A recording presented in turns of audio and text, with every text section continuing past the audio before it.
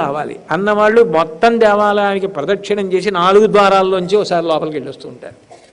ఎందుకని అంటే ధర్మార్థకామ మోక్షములు 4 సిద్ధించాలి. అథవా తూర్పు ద్వారంలోంచి తప్పకుండా పెడతారు. ఎందుకంటే మోక్షప్రాప్తి మనుష్యుడు మాత్రమే అడగగలడు, దేవతలకు కూడా లేదు. అది ఒక్క మనుష్యులకే.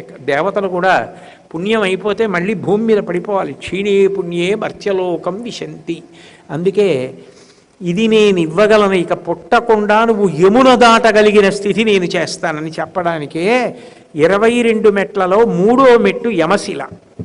అదొక్కటే నల్లగా ఉంటుంది ఆ మెట్టు.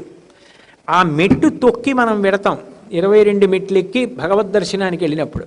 ఆ మెట్టు తొక్కగానే పాపభంజనం చేస్తాడు జగన్నాథుడు. ఇప్పటి వరకు జీవుడు పతనమైపోయి ఇన్ని జన్మలెత్తడానికి కారణమైన పాపరాశి ఏది ఉందో అది ధ్వంసం చేస్తాడు. ఒకప్పుడు కాలంలో ఏమైందంటే మళ్ళీ ఎక్కడ జన్మెత్తుతామో అని భయం వేసి అందరూ పురుషోత్తమపురి క్షేత్రానికి వెళ్ళి 3వ మెట్టు దొక్కి జగన్నాథ దర్శనం చేసుకునేవారు. ఇక ఎవడూ నరకానికి వెళ్ళేవాళ్ళు లేకుండా పోయాడు.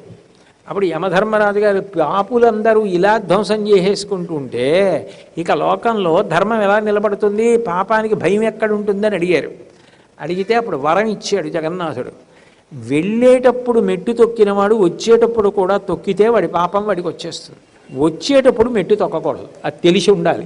అందుకని చాలా జాగ్రత్త పడతారు. 22 మెట్లు దిగి బయటికి వచ్చేటప్పుడు 3వ మెట్టు ఎక్కడుందని జాగ్రత్తగా చూసుకుని ఆ మెట్టు తొక్కకుండా, మధ్యలో అయితే వెడల్పుగా ఉంటుంది, కాలు పడిపోతుంది, చివరికి ఎడితే సన్నగా అయిపోతుంది, అక్కడ దాటేసి దిగిపోతారు 2వ మెట్టు మీదకి, తొక్కరు.